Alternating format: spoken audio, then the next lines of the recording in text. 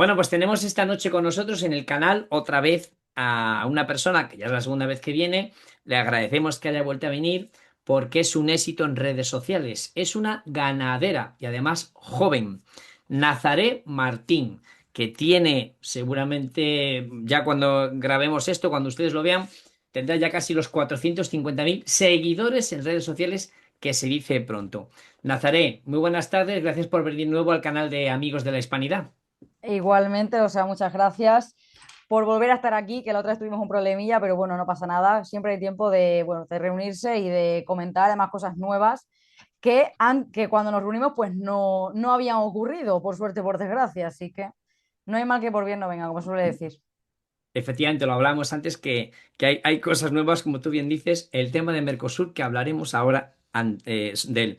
Pero antes quiero preguntarte, para la gente que nos vean a nosotros, que son hispanistas, que igual no te Ujú. conocen, que seguramente no lo creo, pero bueno, ¿por qué crees que tienes tanto éxito? Fíjate, o sea, un canal, una muchacha vive en una granja, en una familia ganadera, agricultora, se pone un canal de YouTube y de la noche a la mañana, bueno, con más tiempo, pero para que nos entienda la gente, 400 y pico mil seguidores. Eso es una barbaridad, porque ni cuentas tonterías, ni te maquillas y pones caras, No. ni grabas a... O sea, que son las cosas que triunfan Ya, en típicas, ya, Internet. tipo, como TikTok y las cosas así de TikTok y Claro, eso. ¿tú por qué Ya. crees que tienes tanto éxito? ¿A qué se debe eso?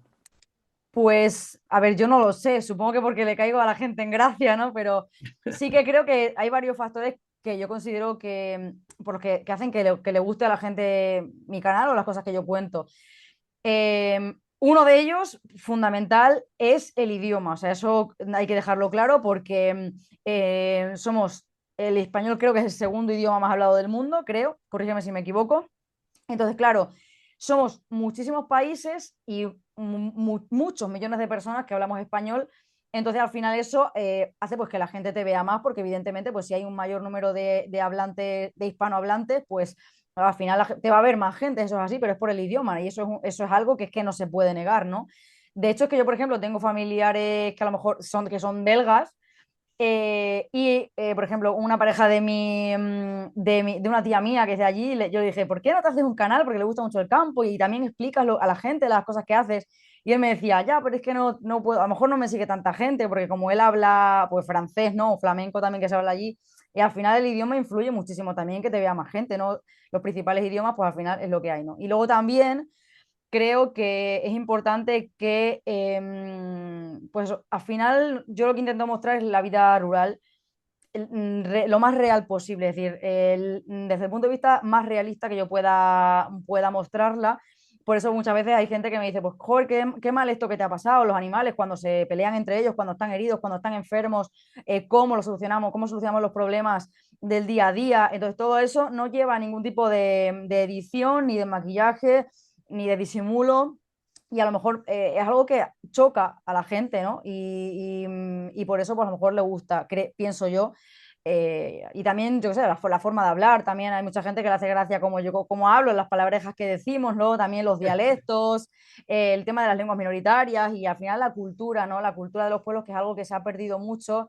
Al final las personas han ido tendiendo poco a poco en España a centrarse y a localizarse en determinados puntos que son las grandes ciudades, ¿no? Y a concentrarse más en grandes ciudades y a quedar los pueblos vacíos. Entonces sí que hay mucho sentimiento también por parte de mucha gente de esa nostalgia a lo mejor de otros tiempos, de los tiempos de los abuelos o de algo que ellos ni siquiera han vivido, ¿no? Que es el contacto con la naturaleza, el contacto con los animales, las tradiciones de los pueblos y todo eso, y a la gente le llama mucho la atención, y yo sé que hay muchísima gente, porque además me lo dicen, que desearían poder vivir en los pueblos y que les encanta este tipo de vida.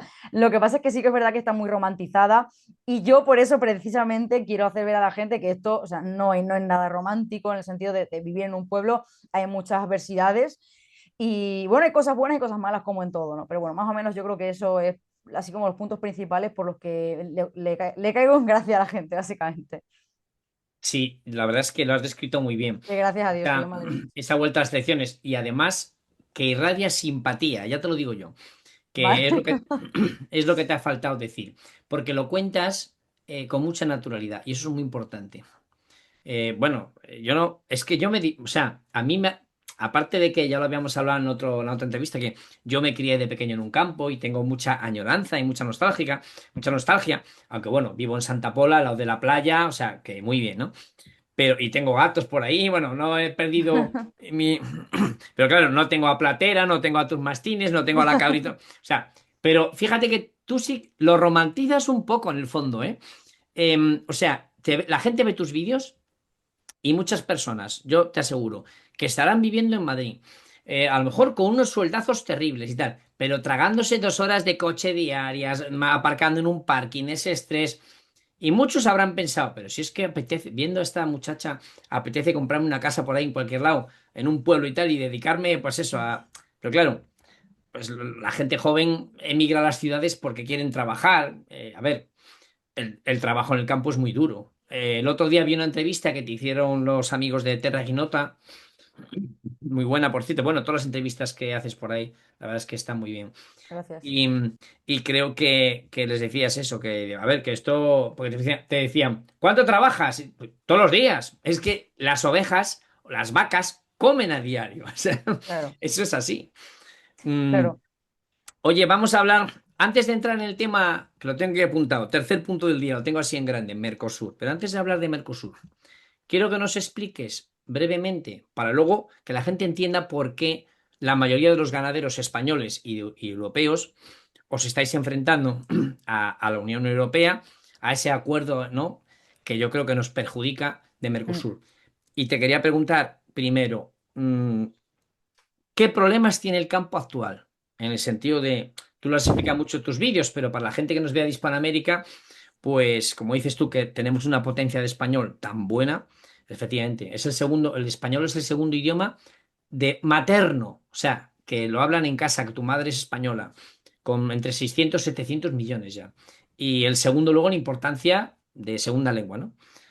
Por ejemplo, la segunda lengua materna por encima del inglés, porque el primero es el chino, porque, pero por los exacto. números de chino que hay. Pero de lengua materna, el español supera al inglés.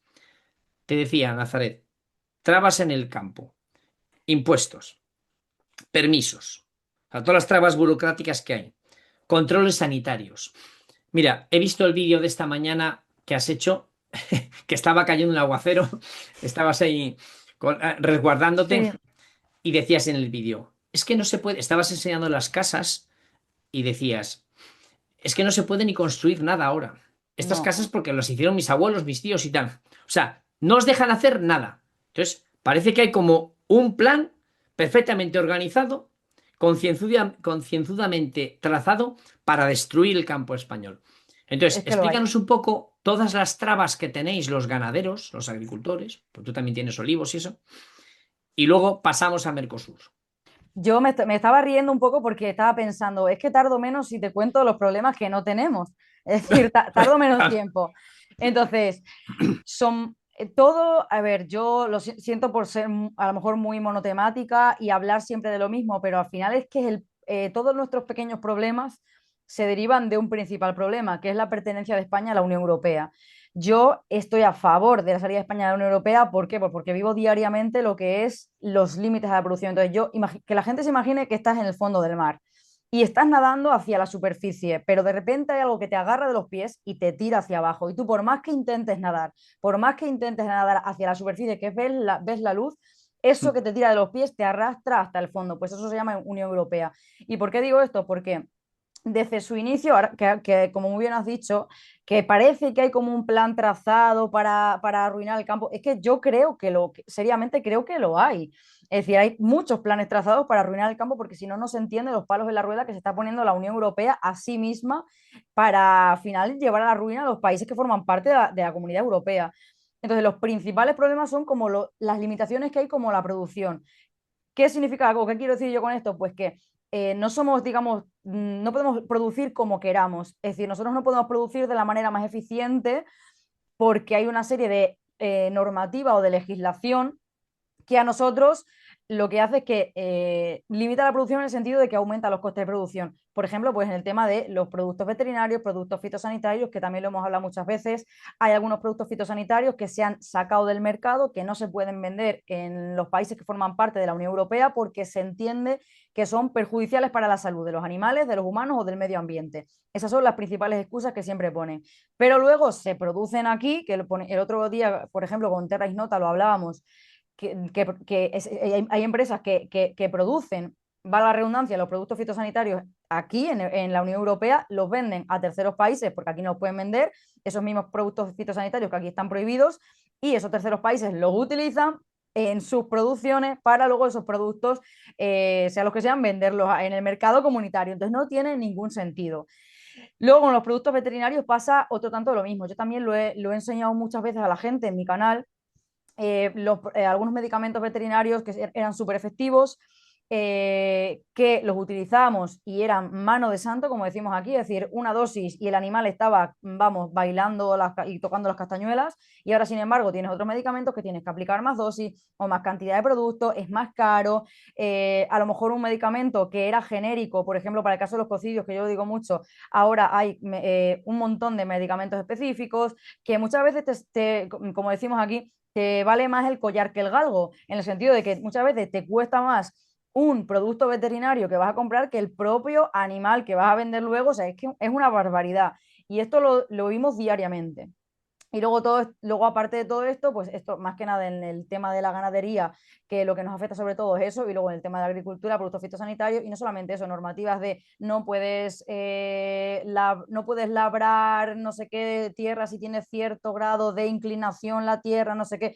Claro, muchas de estas normas, también hay que decirlo, están sujetas a la PAC.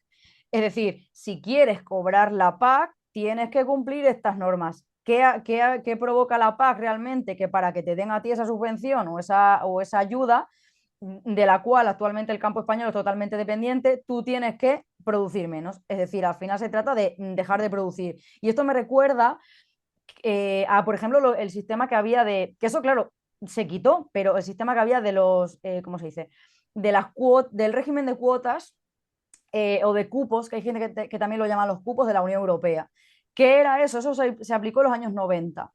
España era una potencia lechera, entre otras muchas cosas. Mm.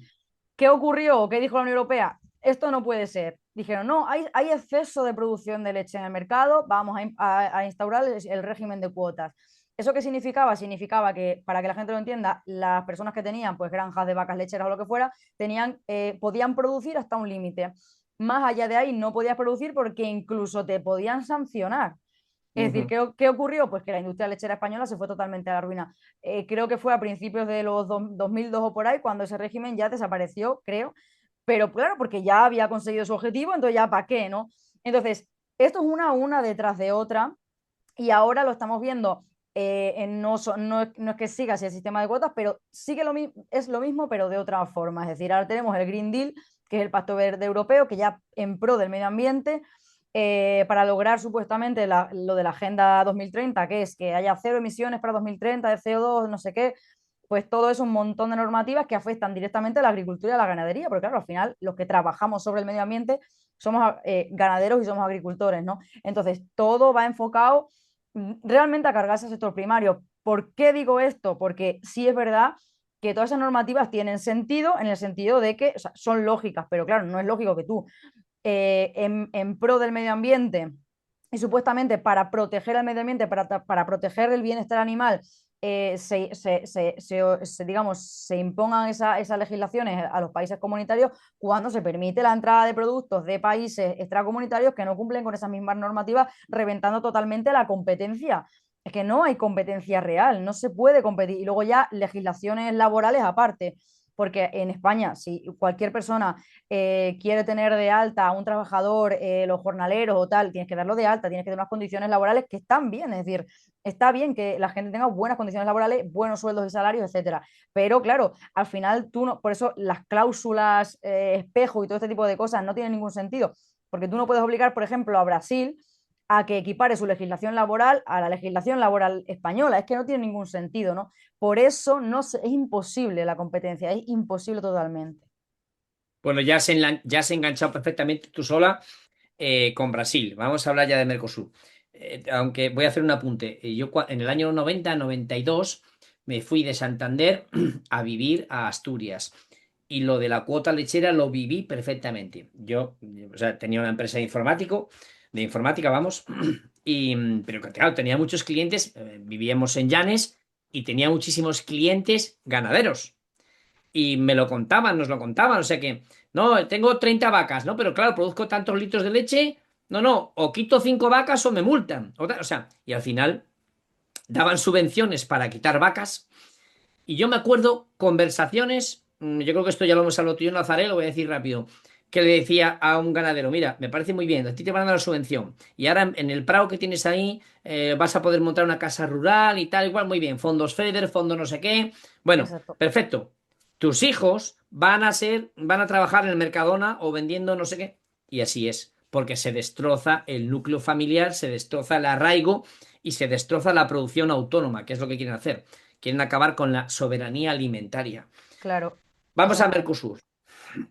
Muchos ganaderos, yo creo que prácticamente todos, eh, están.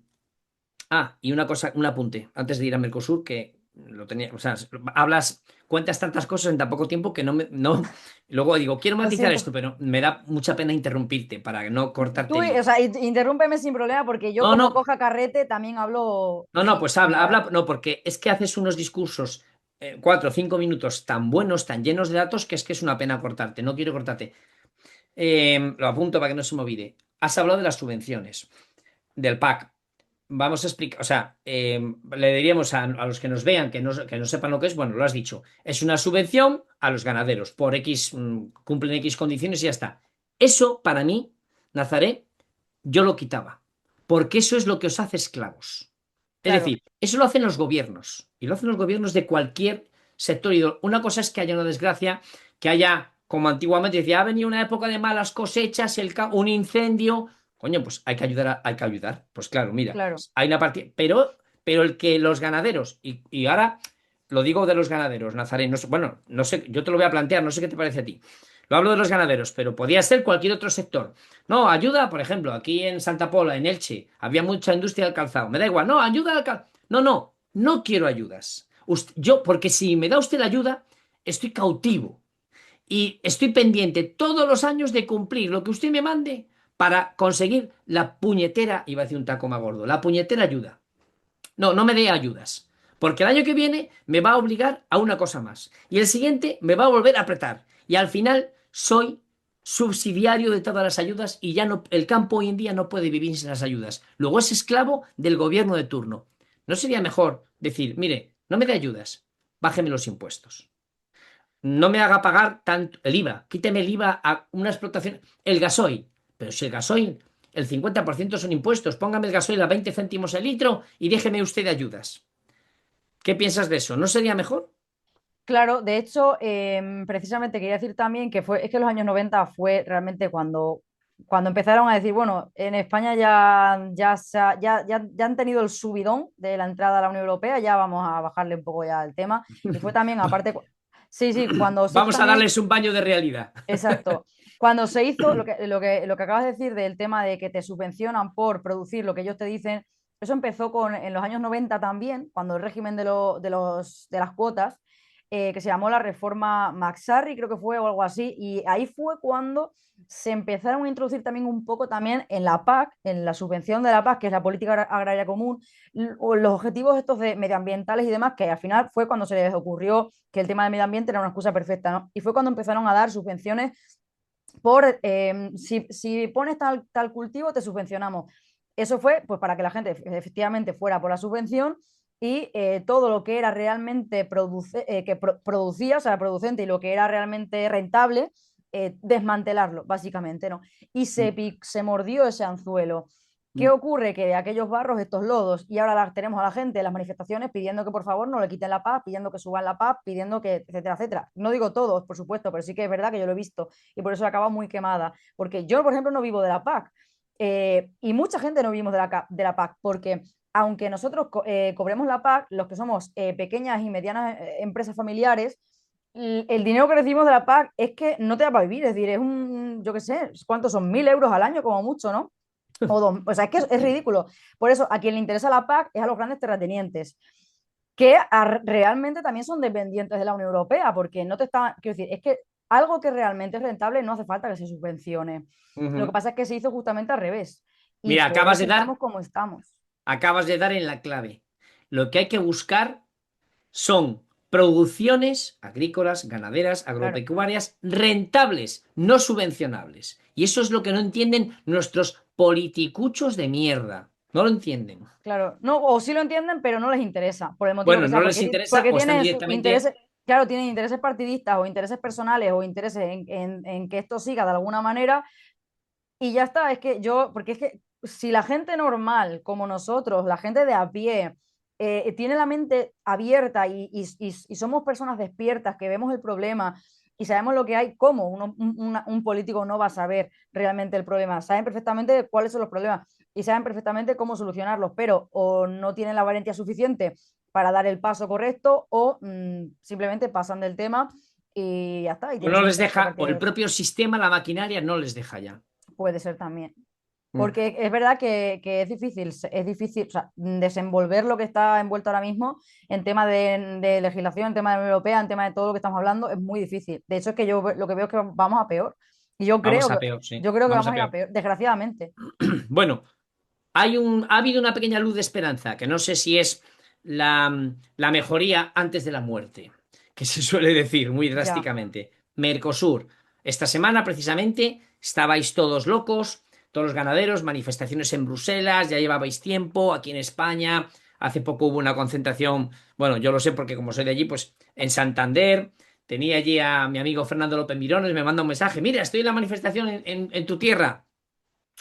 Em, Se consigue, hay una votación, el Parlamento Europeo, inexplicablemente, esto hay que decirlo una y mil veces, PP, aquí en España, el Partido Popular, bueno, el Partido Popular Europeo y el Partido Socialista Europeo, o sea, el PP de español y el PSOE español, votan a favor de Mercosur, en contra de nuestros ganaderos. Esto hay que decirlo porque es una realidad, no me estoy metiendo en partidos políticos.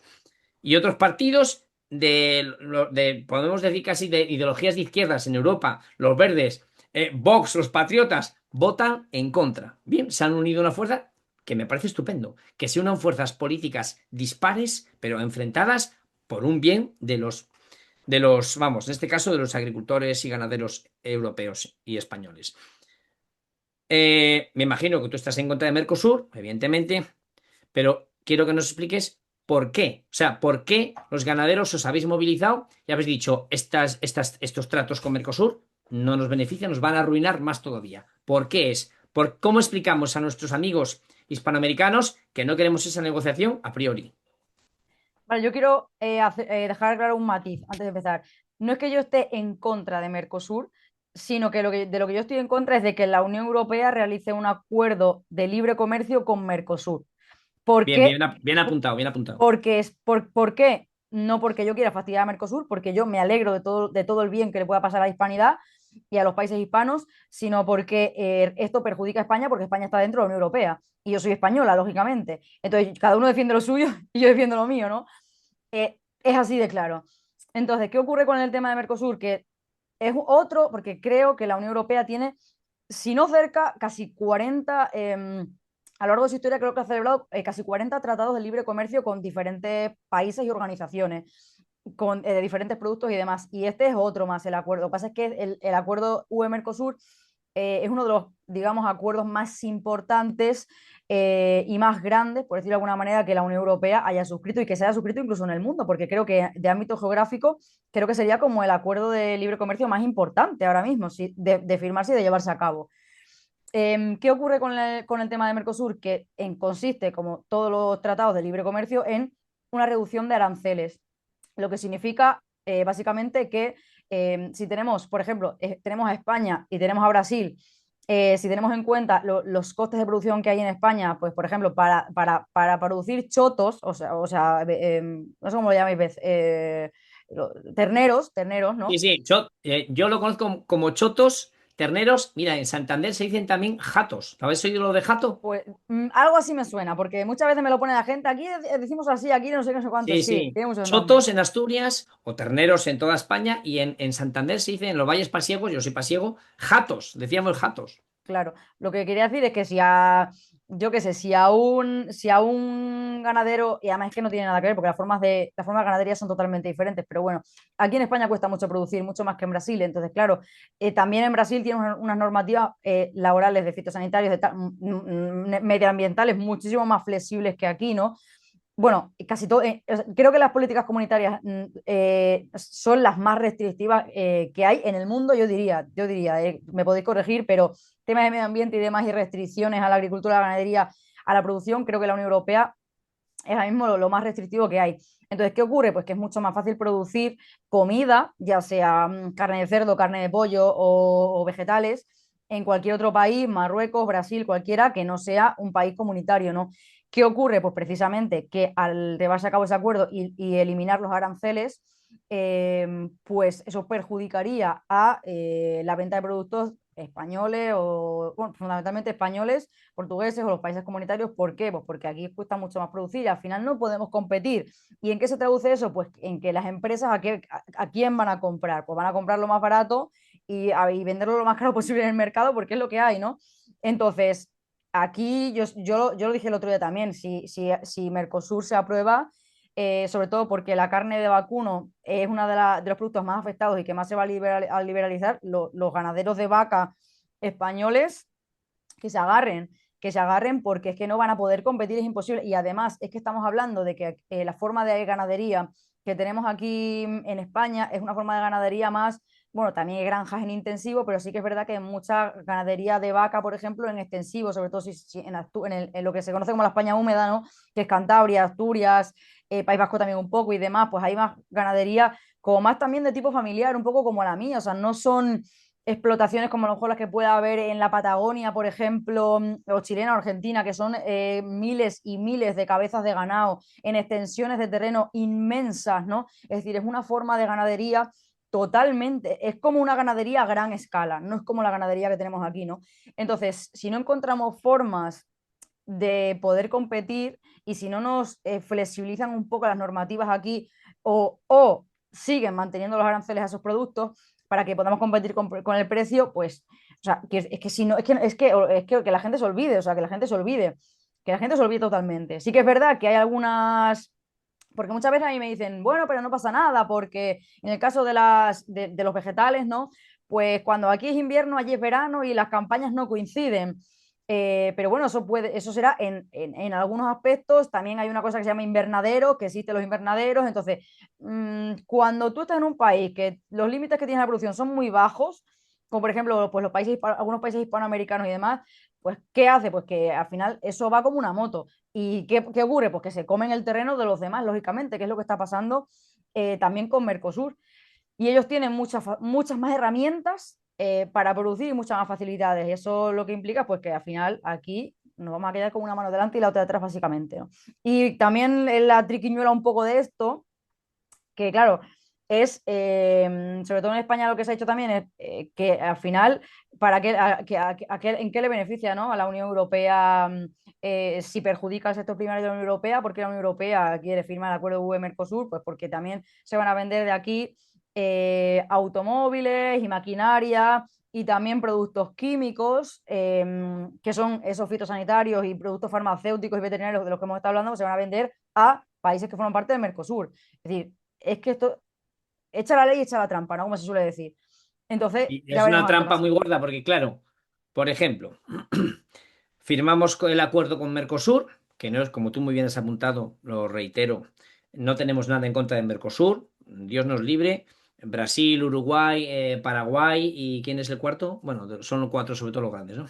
Sí, Es luego hay otros Argentina. asociados Y no también. bueno, luego hay muchos asociados, pero bueno, en principio Son. Mercosur, eso, era Argentina. Argentina, Brasil, Paraguay y Uruguay. Bueno, lo comentábamos tú y yo antes del vídeo de grabar que solamente Brasil produce, no sé, como exporta 5 millones o no sé cuánto. Bueno, pero claro, lo que decías, Brasil, para poder exportar esa carne, le dirá Unión Europea, bueno, oiga, pero usted tiene que tratar sus animales con estos productos de veterinaria porque son los que obligamos a la Unión Europea. ¡Ja! ¿Quién vende, quién tiene las mayores empresas farmacéuticas? Alemania. Alemania, exactamente. No, vamos a vender maquinaria. Ah, oye, hay acuerdo en Mercosur, quitamos aranceles, se van a quitar el, no sé, 95% de Sí, aranceles, o no sé 90 cuánto. y pico, sí. Una barbaridad. Lo sabes tú mejor que yo. Vamos a vender maquinaria. ¿Quién vende la maquinaria? Porque España no produce nada. España era una potencia industrial en el año 75. Teníamos, ¿cuántas empresas teníamos? Eh, Uf, Tú eres muy joven, Nazaré, no te acuerdas, yo sí me acuerdo. Mira, en motos, solamente en motos, la Bultaco, igual hay alguien en el pueblo, Bultaco. o tu abuelo, igual tu abuelo tiene o tuvo una Bultaco, una Osa, una Montesa, ¿cuál era la Derby? Bueno, había coches, aparte del SEAT, estaba el camión Pegaso, el Avia, bueno, estaba las Anglas de moto, o sea, teníamos una industria automovilística, Barreiros, ¿dónde está eso? Eso se lo cargó la revolución, o sea, se lo cargó, en concreto fue el PSOE cuando entró y nos vendió a Europa todas estas cosas, o sea, que igual que pasó con la ganadería en el 90 y pico, pasó con la industrialización. Decían, quitaban altos hornos, quitaban la producción de acero y lo llamaban, los cabrones de ellos, perdón, La lo llamaban reconversión versión industrial. industrial. ¿Pero qué reconversión? Si era. Entonces, De hecho, ¿quién ahí se va fue a cuando se beneficiar? hizo ¿Quién se la marcha de beneficia? hierro. Claro, se beneficia Alemania, que les va a vender tractores o tal. Pero los ganaderos españoles no os interesa. ¿Por qué? Y eso sí se cumplen. ¿Quién va a estar? O sea, ¿quién va a estar en Brasil, por ejemplo, visitando las ganaderías, como hacen aquí, como se harán inspecciones? Porque tú tienes inspecciones. Sí, de hecho nos hicieron, el año pasado creo que fue un saneamiento de brucelosis. Salió bien, gracias a Dios, pero sí que de vez en cuando te van a hacer una visitilla, sí. Vale, ¿quién va a ir a Brasil a una mega fábrica, o sea, digo, a una mega extensión, mega producción de estas? ¿Cómo se llama? Mega, no sé, bueno, una, o sea, un Explotación, producto, sí. ¿eh? Sí, Un una gran producto muy explotación. grande. ¿Quién va a ir allí a hacer una inspección sanitaria para la carne que se va a sacrificar y que se va a mandar luego en barco para España? ¿Quién va a ir? Dime tú quién va a ir. ¿Quién va a controlar eso? No, y además que hay algunas cosas que no se pueden, quiero decir, o medicamentos o lo que sea, que eso se disimula en la carne del animal, es decir, que es que no se puede, quiero decir, habría que hacer unos análisis brutales, ¿no? De cada animal, de cada, o sea, es que no, que no, no. La gente que Y no se luego otra ilusione cosa que con las para mí cláusulas de es. espejo ni con las salvaguardas ni con todo eso, porque eso no. Creo Efectivamente. que eso, creo que no, es que son ilusiones. O sea, Sí. es vivir de ilusiones al final. Y para mí lo más importante y peligroso, y es lo que la gente común de a pie, los consumidores, no nos damos cuenta o no se dan cuenta, es que una vez que entren productos, imagínate por un momento que cumplen todo, que hay normas de trabajo allí, o sea, que como España, bueno, venga, pues vale, vamos a, una vez que nos invadan esos productos, miles de explotaciones ganaderas familiares como la tuya, ojalá que no, Dios me libre, no te deseo ningún mal, De acuerdo. pero muchas explotaciones, seguro que estás de acuerdo conmigo en que van a desaparecer. Una vez que desaparezcan, los 50 millones o los que haya de habitantes que están en España, dependemos para comer de un barquito que viene de Mercosur o de China o de Marruecos.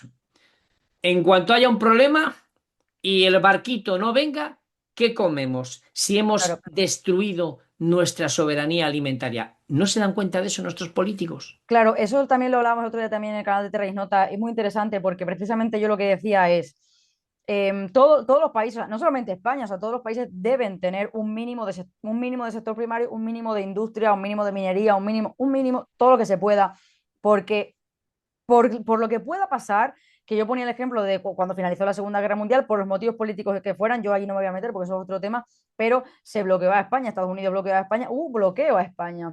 Entonces, ¿qué ocurrió? Pues que si tú no tienes sector primario y hay por problemas políticos o problemas diplomáticos, por malas decisiones políticas, te toca un político que la lía parda a nivel internacional, cualquier historia de la que los ciudadanos no tenemos culpa ninguna, te hacen un bloqueo, cualquier cosa, ¿no? ¿Y qué haces?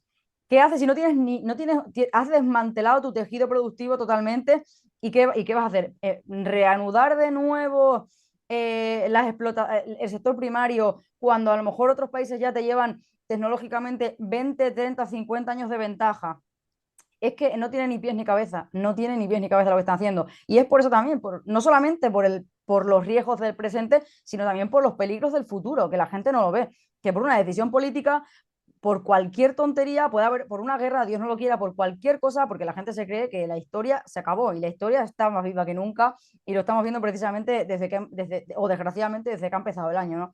Entonces puede pasar cualquier cosa que se vaya todo a tomar por saco y tú tienes que tener un seguro en tu país y tienes que tener una soberanía, porque si no, es lo que acabas de decir, ¿no? Depende, y no solamente eso, porque la gente dice, bueno, pero podemos elegir, así los consumidores podemos elegir entre más productos, ¿no? No solamente los de Europa, podemos elegir, ¿no? Y nos sale más barato. O sale más barato, les sale más barato ahora. Porque cuando ya no haya esos dos productos, porque el que es más caro que producíamos aquí se haya desmantelado todo y no haya explotaciones y se haya creado un monopolio de empresas cárnicas o de empresas de lo que sea, solo va a haber un producto, va a haber un monopolio sobre la comida y entonces se va a comer, es lo que decimos también, lo dice el Payeter muchas veces, mierda a precio de oro. ¿Por qué? Porque va a haber productos de muy baja calidad a un precio desorbitado porque se va a haber creado un monopolio a nivel internacional, a nivel global, ¿no? Que ese es precisamente uno de los peligros, ¿no? Que vemos. También para la salud, precisamente, de las personas, ¿no? Y de los animales. La verdad es que el objetivo de estas oligarquías, lo que sea, yo creo, yo estoy convencido, yo me he vuelto conspiranoico 100%, Nazaret, te lo Bueno, confieso. Yo creo que no quieren existen destruir. las conspiranoias. No, no No, no, yo me existe. las creo. Yo ya soy. Existen las conspiraciones. La palabra conspiranoia realmente se inventó para desacreditar a la gente que creía en las conspiraciones. Muy bien traído, efectivamente. Veo oye, eres una persona muy formada, ¿eh? ¿Tú Es que qué? soy ¿Tú muy qué? curiosa y No, escucho a no, gente que sabe. no, no, efectivamente, así es. Muy bien, me encanta hablar contigo, charlar contigo. Em, Oye, tú eres una persona joven. Evidentemente, yo tengo 56 años, pues, yo lo hemos hablado ya, no voy a decir tu edad, pero ya lo hemos hablado otra vez. Tú podías ser mi hija perfectamente. Yo tengo hijos de tu edad. Em, Te relacionas, por tu edad, evidentemente, pues saldrás de vez en cuando, aunque el trabajo del campo sea muy esclavo, pero sales, tienes Sí. amigos, y te relacionas con juventud. ¿Crees que hay esperanza en la juventud del pueblo español? ¿En qué sentido? O En sea, que los jóvenes os da, tú sí, yo sé que tú eres una persona muy despierta, bueno, no hay más que seguir tu canal, tienes las cosas muy claras, eres para tu edad muy madura y a lo mejor es que es, la gente del campo madura mucho antes porque ve la vida de otra forma, madura mucho antes que la gente de la ciudad, que lo que se llaman los ninis, ¿no? Bueno, te voy a hablar ya de los menas, porque ya si hablamos con la inmigración ya apaga y vámonos, ¿no? Pero en el sentido de que si crees que la gente joven hoy en día, en general en España, o los que tú conozcas, o lo que veas, si crees que están preparados para luchar cuando haya que luchar por levantar este país, por defenderlo, porque, no sé, yo creo que hay mucha gente que dice, no, la juventud es la generación de cristal, no sabe afrontar los problemas. No lo sé. ¿Tú qué crees? ¿Que hay esperanza o no? yo creo que sí. De hecho, yo veo las generaciones más jóvenes, también de mi pueblo, aunque somos hay muy poca gente en mi pueblo, muy poco, se pueden ¿Cuántos contar con los, habitantes sois en el pueblo? pues somos, creo que somos unos 500 más o menos. Ah, que Pero es un pueblecito pequeño a una altitud de muy 700 pequeño. metros, me entera hoy, de la provincia de Cáceres, ¿verdad? No me equivoco. Sí, exacto. Eso. Y yo creo que sí, porque yo creo que las nuevas generaciones vienen como más despiertas. Sobre todo las generaciones que a lo mejor tienen ahora 20 años o que son como adolescentes, yo los veo como más despiertos y sí que les veo, por ejemplo, en mi pueblo hay chavalitos que son súper jóvenes, que tienen a lo mejor 13 14 años y los veo como súper interesados por la política, también hablan de la leyenda negra, conocen a Qué bien. Marcelo Hues, sí, sí, entonces y digo, joder, que eso, por ejemplo, en mi generación a lo mejor no se veía tanto, y porque también hemos crecido más despreocupados también, porque venimos de otra, como, pues, de otra vida, de nuestros padres, y nosotros sí que hemos vivido pues también una transformación, ¿no? Y nosotros cuando éramos pequeños, mi generación, ¿no? Pues a lo mejor parecía que teníamos la tierra prometida y resulta que nos hemos llevado un batacazo brutal, ¿no?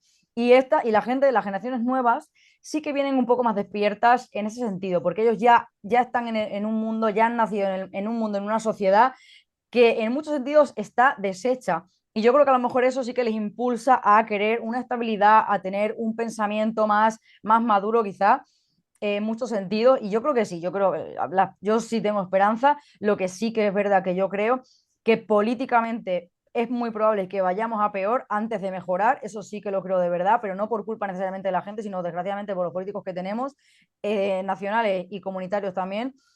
Pero sí que creo que cuando vengan generaciones nuevas, creo que va a haber un cambio. Creo que va a haber un cambio. Quizá a lo mejor no dentro de mucho tiempo.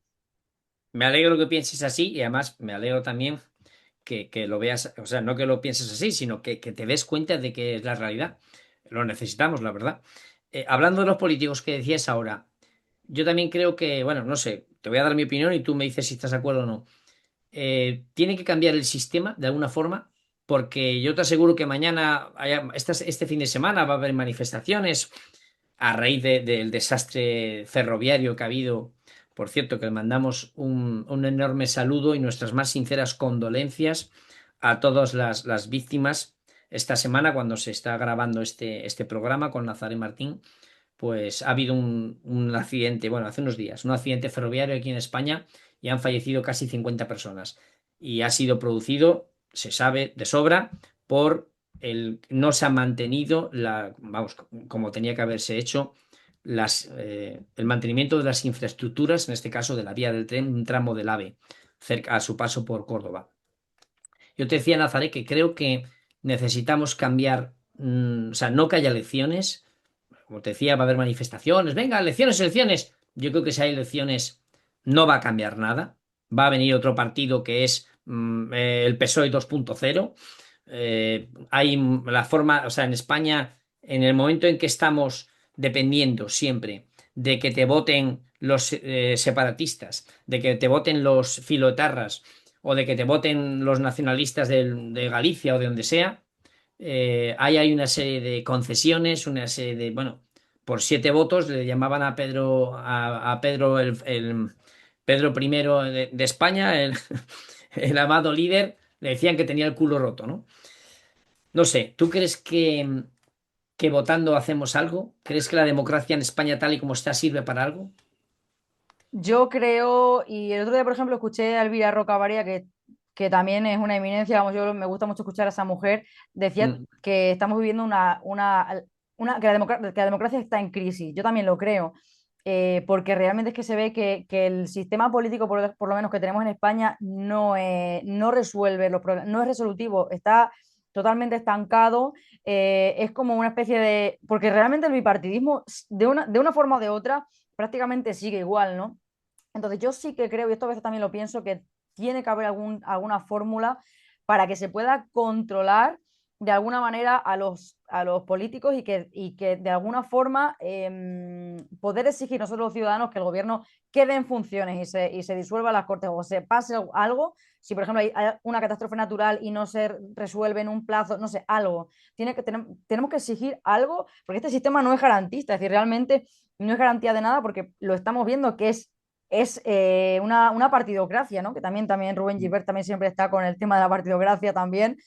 Y es verdad que a lo mejor mucha gente dice que es muy machacón, pero en ese sentido sí que estoy de acuerdo con él, porque este sistema no es puramente democrático porque realmente no elegimos a los parlamentarios, los elige el partido, ¿no? Entonces, eso al final lo que hace es que se degenere en el amiguismo, en el enchufismo y en todas estas cosas a nivel político que hace que no haya gente realmente preparada, sino que esté mi colega, esté no sé quién.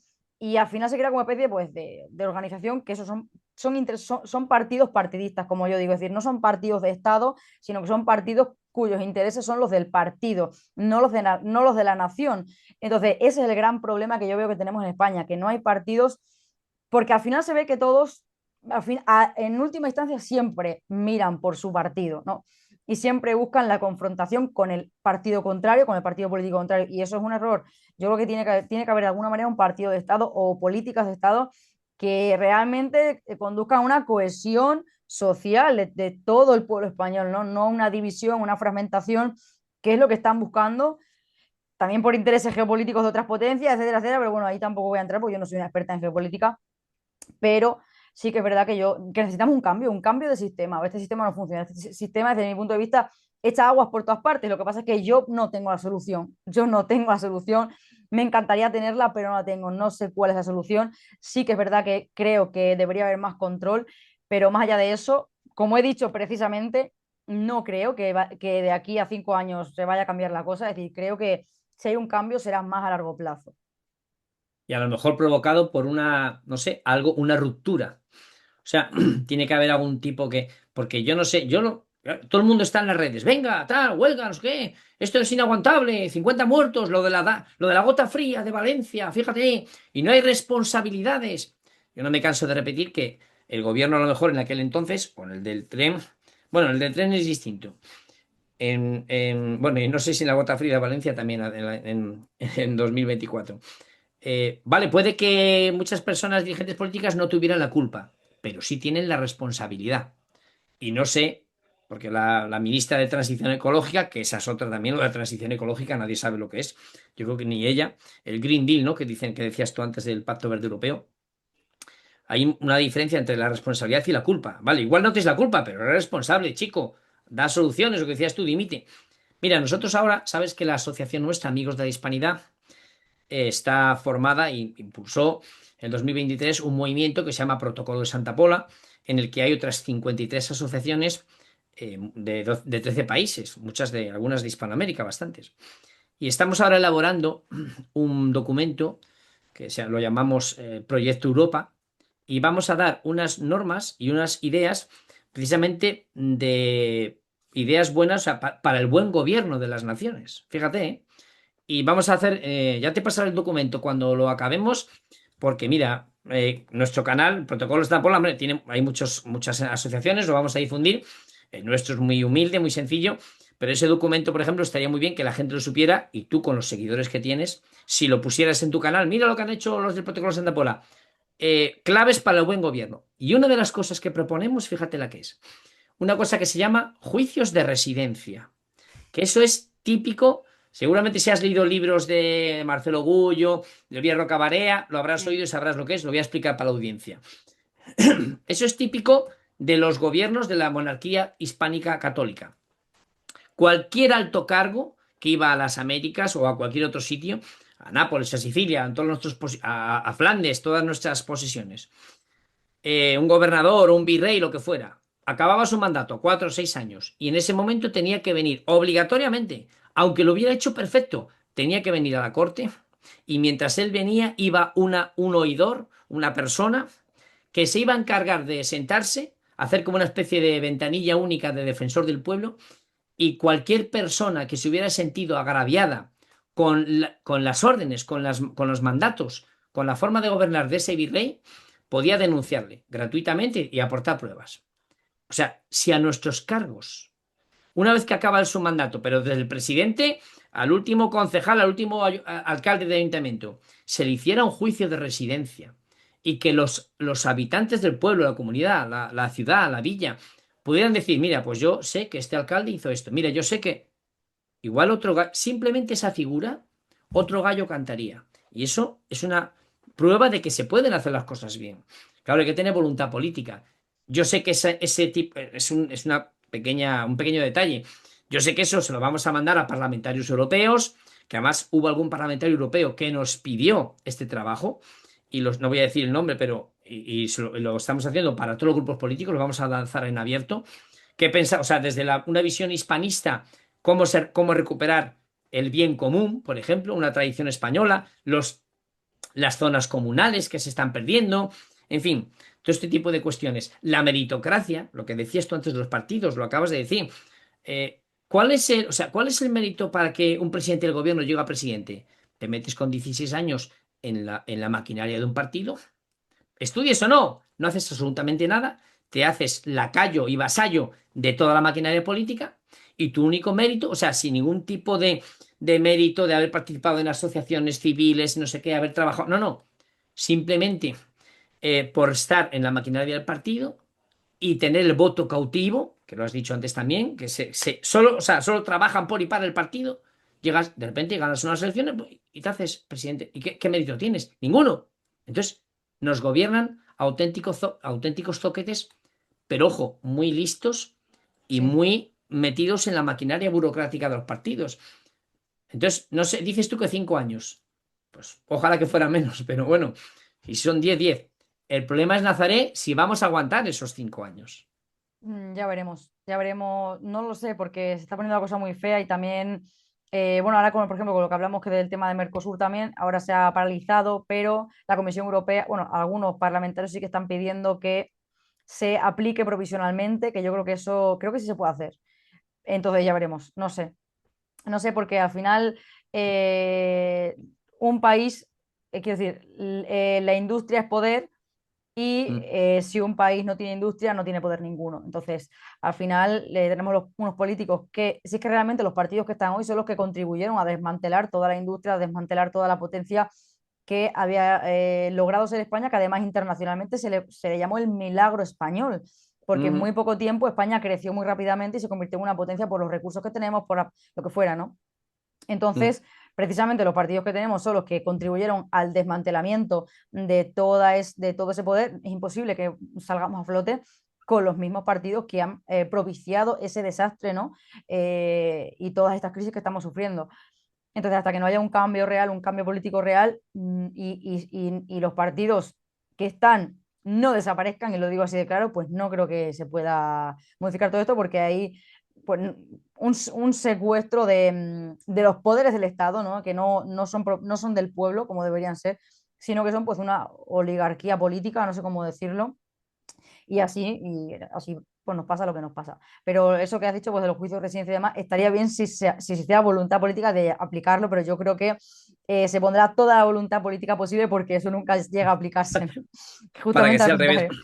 Así Oye, que ahora que has nombrado lo del secuestro y ya llevamos 1 hora, vamos a ir acabando ya que nuestras entrevistas siempre son de 1 hora para no cansar a la audiencia ni a los invitados.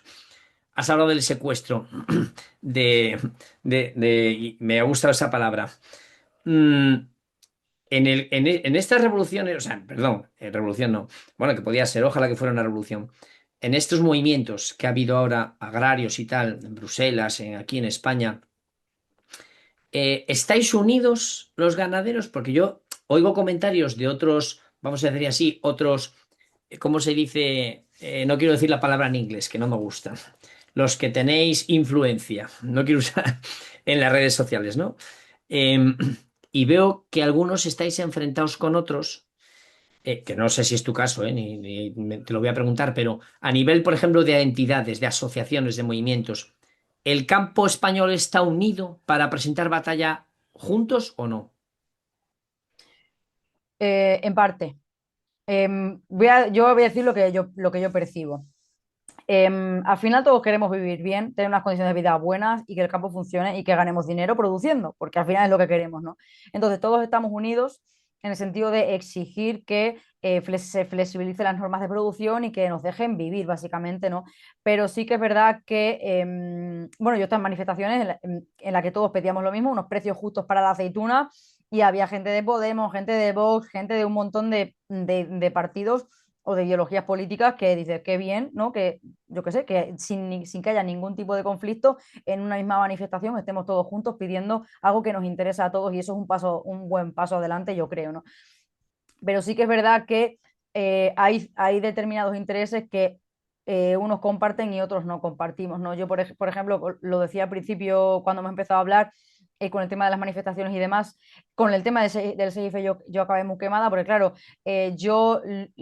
hay una parte del campo que defiende que la Unión Europea cambie y que mejore sus políticas, y hay otra parte del campo que lo que pedimos es que la Unión Europea se deshaga o que siga viviendo, pero a nuestro margen, es decir, que España salga de la Unión Europea y que recuperemos la soberanía. Entonces sí que hay esas dos vertientes.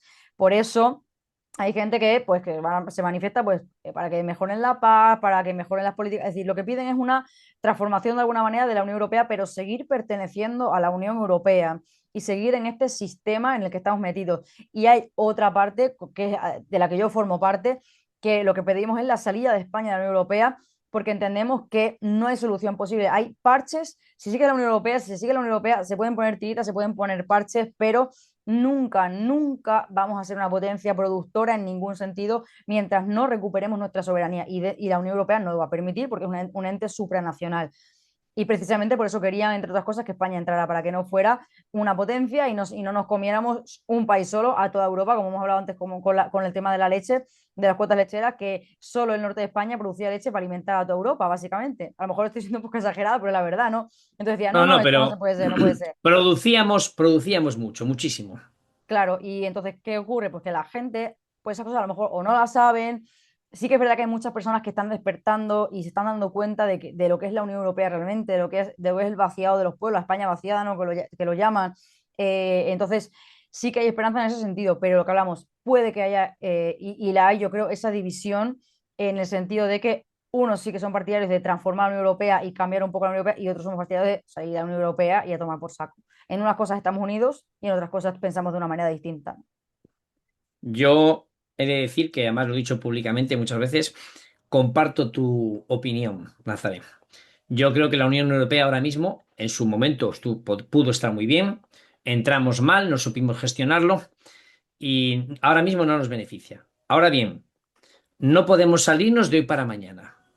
Tenemos que hacer un proceso lento de salida, y igual que nos han ido quitando nuestra soberanía alimentaria y nuestro derecho a decidir, la soberanía de muchos otros aspectos, ¿no? Industrial, energético, yo qué sé. Igual que nos lo han hecho, o sea, que hemos ido perdiendo soberanía poco a poco, tenemos que salirnos poco a poco. Pero también pienso a veces otra cosa. Ahora mismo sería un suicidio, pero porque lo mismo que a los ganaderos os dan la PAC con estas subvenciones, a los políticos, a los gobiernos, en este caso el español, le dan también subvenciones porque nos compran deuda y estamos Claro. endeudados con un Producto Interior Bruto que sobrepasa el 100%. No sé si España está en el 115, Francia está en el 120, porque esto ya es una cuestión solo de España, ¿eh? Ya Claro. hay otras muchas naciones. Tú estarás en contacto con ganaderos de tu sector o agricultores de otras naciones y están todos igual. De hecho, las manifestaciones que ha habido en Bruselas, no estaba el movimiento S6F, no estaba Saja, no estaba, yo qué sé, los sindicatos, ¿no? O como quieras llamarlo, ¿cómo se llaman? Las cooperativas. No, no, eran de Holanda, de Francia, de Italia. O sea que la Meloni votó a favor, ¿no? Al final. Sí, O sea que votó a nos favor trae. porque ella pidió como corrígeme si me equivoco, creo que pedía un aumento de la PAC y más millones para la PAC y una reducción del plazo de las salvaguardias. No sé si se lo han concedido, me imagino que sí, porque al final votó a favor, sí, al final Italia votó a favor.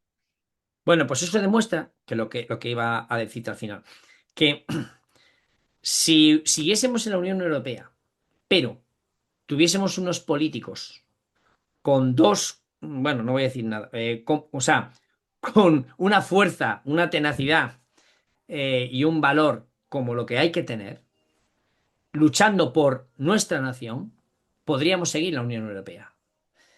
España tenía derecho de veto.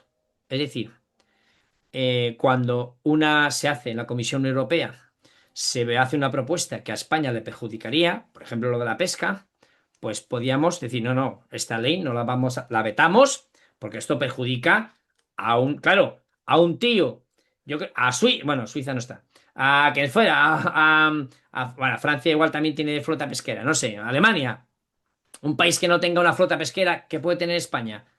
¿Qué tres narices le importa un parlamentario alemán, un comisionista alemán, que en España se reduzca los días de captura de pesca de, yo qué sé, de 100 días a 27 o no sé cuántos que quieren poner ahora? No le importa nada, vota a favor. Si a él le va a beneficiar luego para vender motores o lo que sea, ¿no? Entonces, había derecho de veto. Pues sabes que hubo un señor, presidente del gobierno, que se dedica a hacer zapatos y dijo, nada, España no necesita el derecho de veto. Pues estos son la calidad de políticos que tenemos.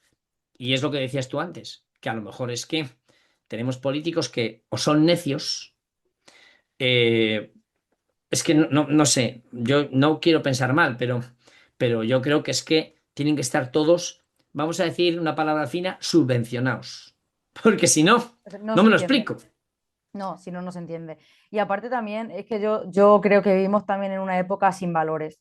Es decir, yo no soy perfecta, ni soy un ser de luz, es decir, yo tengo mi lado oscuro también y todo el mundo tenemos nuestro lado oscuro y nuestras cosas malas, pero es verdad que hay que tener ciertos valores y yo creo, yo lo que veo es que los políticos no tienen valores.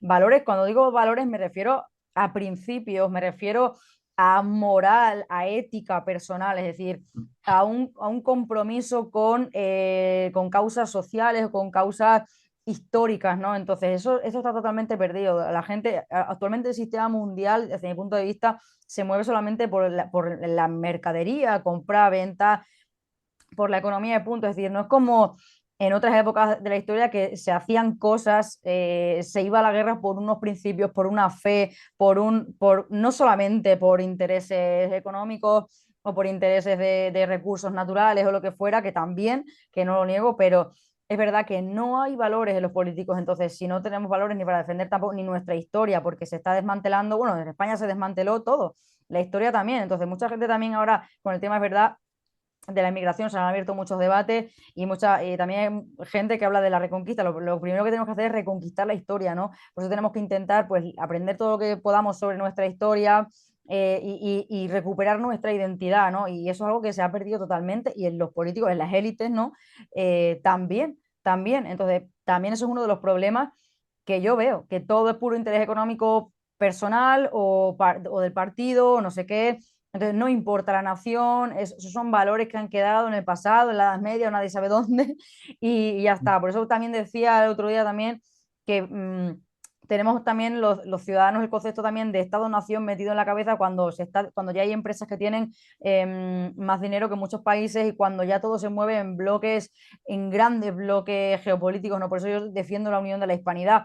No, yo defiendo a España porque es mi país, yo soy española, eso es un hecho, lógicamente, pero sí que por eso yo defiendo la unión de España y de toda la hispanidad, porque ese es nuestro futuro, ¿no? No podemos quedarnos solamente en nuestro país y fuera de ahí es eso o puro mercado y convertir todo el mundo, eliminar todas las fronteras, que es lo que se pretende hacer, y convertir todo el mundo en una compra-venta de mercaderías y los seres humanos no tener ningún valor más allá de lo que podamos producir o lo que podamos consumir, ¿no? Entonces, hay veces que no solamente se trata de dinero, ni de producción, ni de economía, se trata también de valores, se trata de identidad, se trata de tradiciones y se trata de que los seres humanos no estamos en este mundo solamente para comprar y para vender. Tenemos sentimientos, tenemos una cultura, tenemos, no sé, somos algo más que pura mercadería, ¿no? Entonces tampoco defienden, los políticos no hablan de estos temas, ¿no? A quién le importa, ¿no?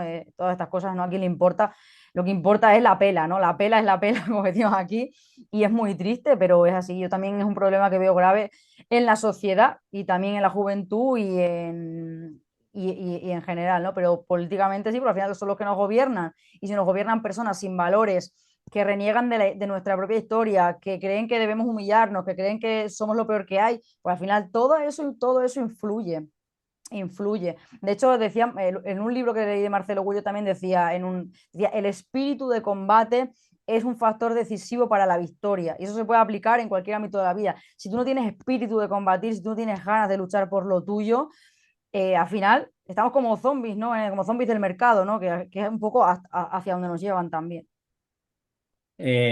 Hace poco entrevisté a Marcelo Gullo, precisamente, y sobre el último libro de Lepanto, y hablábamos precisamente de esto, de que ya no hay patria, no hay valores, no.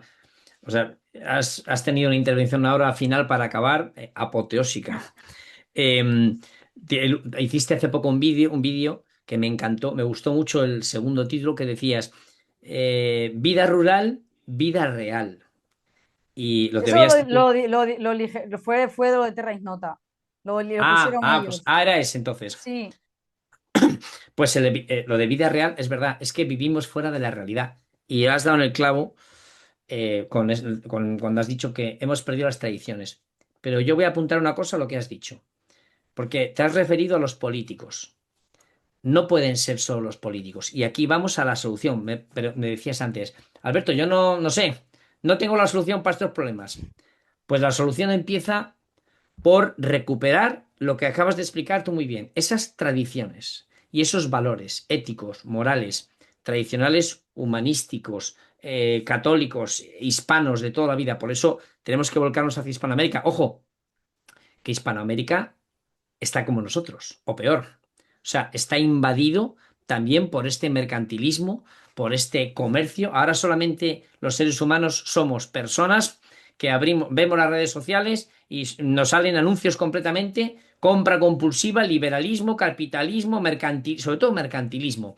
Eso de lo del libre comercio, yo no me creo, eso es una patraña, yo no me he creído eso nunca de libre comercio. ¿Qué libre comercio? En el libre comercio vienen los fondos buitre, se compran todas las tierras que quieren en España, os joden, perdón, os fastidian a los agricultores, a los pequeños propietarios, que sois los herederos tradicionales de la tierra, los que seguís usando el derecho consuetudinario, los que sabéis trabajar el bien común. Así no vamos a ningún lado. ¿Y por qué iba a añadir a lo que tú has dicho con respecto a lo de las tradiciones? ¿Por qué no se va Mr. Fraudez del gobierno ahora mismo? Porque hay miles, no, millones de personas, Nazaret, que viven gracias a él, que se han vendido, que ya no les importa la tradición, ni el bien común, ni su entorno, y solo viven por y para el dinero, porque si no es inexplicable. Es inexplicable que haya tantos votos. No hay votos. Lo que hay son estómagos agradecidos. Porque lo que ha pasado ahora con el tren, que han muerto casi 50 personas, que ya les vale, ahí hay una trama de corrupción muy grande. No sé si conoces a Guillermo Rocafort, pero él ha Sí. sacado, no del tren, pero ha sacado, estuvo hace poco con Pedro Baños en su canal y tiene estudiado, por ejemplo, lo de la trama de lo que pasó en Valencia con la gota fría. Bueno, y con esto será igual. Es decir, se hace una comisión para arreglar las vías, pero es que he puesto en el presidente, de presidente de Adif y de Renfe a dos amigos míos que no tienen ni idea y despiden a los que saben. Y además contrato con unas empresas que me van a dar una mordida. Claro, la empresa, si me da la mordida, pues luego no invierte en los raíles que hay que poner o no hace la revisión como tiene que hacerlo. Entonces, es el presidente, es el ministro, es la comisión de la Junta de Trabajo que se hace. Son los familiares de esos, son las empresas, también corruptas. O sea, a mí no me vengas ahora con que no, no, son los políticos. No, perdona, los políticos y todos los que habéis llevado mordidas, y todos los que trabajáis, y todo el mundo. Entonces al final hay una corrupción tan metida en una rueda unos detrás de otros que tenemos lo que tenemos. Has dicho tú antes de estos, de aquellos barros, estos lodos, ¿no? Sí, pues es lo que pasa. Es lo que Bueno, tenemos. nada, te dejo 2 minutos para que digas lo que quieras, que cierres el programa y ya nos despedimos y yo simplemente pues agradecerte otra vez que hayas vuelto al canal para repetir la entrevista porque nos salió un poco mal de sonido la otra vez, tuvimos un problema, descubrí que fue culpa mía, ya sé, ya no me pasa más. Nazaré, muchísimas gracias por estar hoy por la tarde, que tendrías muchas cosas que hacer porque viviendo en el campo tienes muchas cosas que hacer, pero te lo agradecemos de verdad que hayas querido estar con amigos de la Hispanidad con nosotros. Y nada, despídete como quieras y muchas gracias de nuevo. Pues no, gracias a vosotros por invitarme, gracias a ti por invitarme, porque a mí siempre me gusta, pues eso, y agradezco que al final pues se nos dé a la gente espacio, ¿no? Como este al final, para poder hablar libremente, que eso es algo ya que también hay que cogerlo con pinzas, no lo de hablar libremente ya últimamente. No se lleva eso. No, no, y aparte, yo siempre he dicho que lo que yo busco en la vida y lo más importante para mí es la libertad.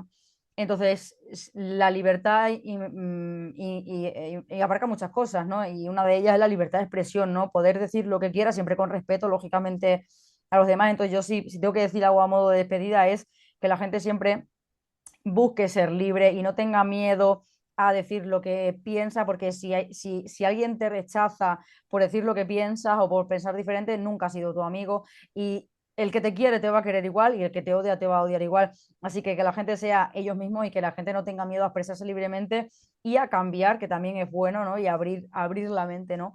Y que también, pues la gente, si me estaba escuchando gente de joven de las zonas rurales, seáis de donde seáis, porque también hay zonas rurales en los países del Mercosur que también están fastidiados por las grandes empresas, igual que nosotros, que eso también hay que mencionarlo, pues que sigan luchando, que sigamos luchando hasta donde podamos y como podamos, porque nada es para siempre, ni lo bueno ni lo malo, nada es para siempre y de todo se sale, ¿no? Así que yo tengo esperanza y animo a la gente pues, que cada uno como podamos sigamos luchando y que intentemos ser lo más libres que podamos en esta vida.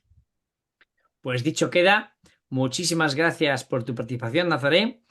Y nada, pues esta es tu casa para cuando quieras. Gracias, muchas gracias.